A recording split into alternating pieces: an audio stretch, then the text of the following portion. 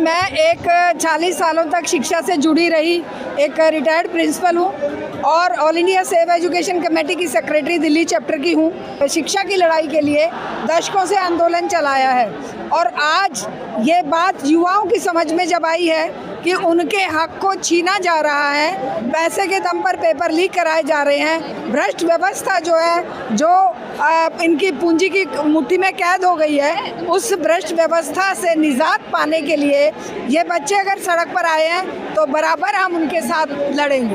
Paper पहले भी leak होते थे। देखिए, पेपर लीक होते थे, लेकिन पेपर लीक होकर सीना तान कर कोई बेशर्मी से ये कहे कि कुछ नहीं हुआ है, ये तो देशद्रोही लोग हैं। वो पाकिस्तानी लड़का कह दिया गया सार्थक ने जब कहा, तो ये कभी किसी ने नहीं कहा। पेपर लीक हुए, उसकी जांच हुई, लोगों के इस्तीफे हुए। आज ये क्या कह रहे हैं, हमारी सरकार में इस्तीफे नहीं होते, और जो आवाज़ उठा रहे हैं वो देशद्रोही हैं, वो लोग तो पाकिस्तानी हैं, वो तो फॉरेन फंडेड हैं। इन सब बातों के जवाब तो जनरेशन जी ही देगी ना, आज की युवा पीढ़ी देगी। और वो जो युवा पीढ़ी के साथ हम खड़े हैं, समाज परिवर्तन का, व्यवस्था परिवर्तन का काम युवा पीढ़ी का है। आज ये युवा पीढ़ी अगर सड़क पर उतरी है तो ये हमारी जिम्मेदारी है कि हम उनके साथ पसीना बहाएं। कॉकरोच जनता पार्टी से क्या उम्मीद है? देखिए, कॉकरोच जनता पार्टी अपने आप में एक मजाक में तैयार खड़ा हुआ एक कंसेप्ट है, लेकिन ये कितना गहरा जाएगा ये डिपेंड करेगा इस बात पर कि मुद्दे कितनी गहराई तक आम युवा को उद्वेलित करते हैं। अगर युवा उद्वेलित है तो खाली कॉकरोच पार्टी के आने या जाने से वो आंदोलन रुकेगा नहीं। आंदोलन हो रहे हैं, लेकिन वो छुटपुट आंदोलन हो रहे हैं। अब पहली बार आज मैं जंतर मंतर पर देख रही हूँ कि इन्हें मजबूरी में ऑन द स्पॉट परमिशन देनी पड़ी, लेकिन जब हम अपने एजुकेशन मूवमेंट को लेकर परमिशन मांगते हैं तो ये 50 क्वेश्चन करते हैं और 15 दिन पहले नहीं मांगी परमिशन, आप इतने लोग नहीं आ सकते, आप ऐसे नहीं कर सकते, वैसे नहीं कर सकते, ऐसे इस तरह के प्रतिबंध लगाते हैं। लेकिन आज मैं पहली बार देख रही हूँ इन्हें बैरिकेड का रास्ता भी हटाना पड़ा। बेशक बैरिकेड लगे हुए हैं, लेकिन गैदरिंग के लिए जगह देनी पड़ी, वरना ये जगह 250 मीटर का दायरा बना के छोड़ दिया। आंदोलन लगातार हो रहे हैं, शिक्षा को लेकर आंदोलन हो रहे हैं, एनईपी के खिलाफ लगातार 2016 से आंदोलन हो रहे हैं और 2020 में इन्होंने उसको थोप दिया। पहली बार 2016 में जब ड्राफ्ट आया था सुब्रमण्यम कमेटी का, जिसमें ये सारी बातें थी, एनटीए का गठन और ये पेपर लीक का ये सारा तामझाम, ये एनईपी 2020 का ही किया धरा है।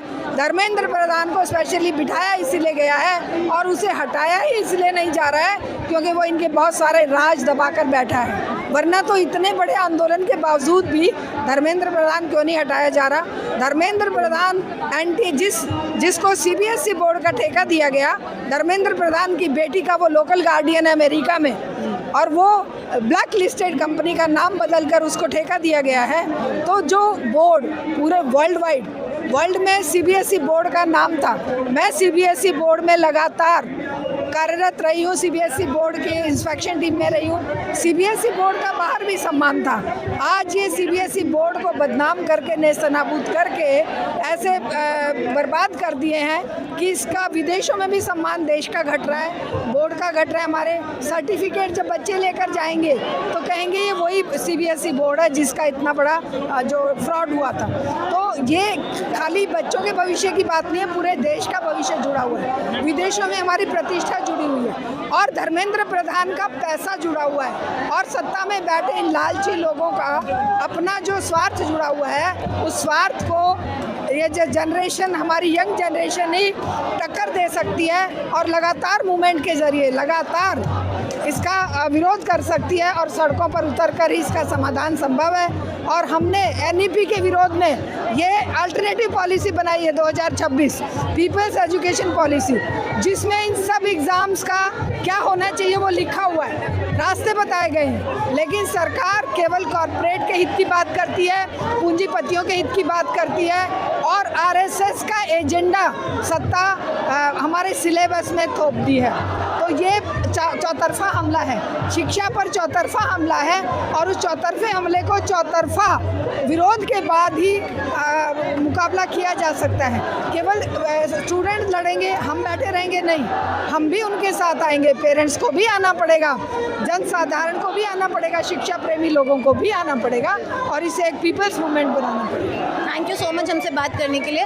स्टूडेंट्स, टीचर्स, यहाँ पर पेरेंट्स और जितने भी बुजुर्ग लोग हैं वो यहाँ आए हैं, इस प्रोटेस्ट में शामिल हुए हैं, सिस्टम करप्शन के खिलाफ हैं और धर्मेंद्र प्रधान का रेजिग्नेशन मांगा जा रहा है, क्योंकि कहीं ना कहीं सभी स्टूडेंट नीट से, सीबीएसई से या जो पेपर कंडक्ट होते हैं गवर्नमेंट के, कहीं ना कहीं वो सब कनेक्टेड है और पेपर लीक जब होता है इससे हर फैमिली कहीं ना कहीं इफेक्ट होती है, तो उसका असर इस प्रोटेस्ट में साफ तौर पर देखा जा सकता है। ये जितने भी आज यहाँ युवा मौजूद हैं, यहाँ पे जो लोग आए हैं, वो इस बात का प्रमाण है, वो बता रहे हैं कि हमें अब इस करप्शन से प्लीज़ मुक्ति दीजिए। आपकी क्या इस पर राय है, हमें कमेंट सेक्शन में ज़रूर बताएं।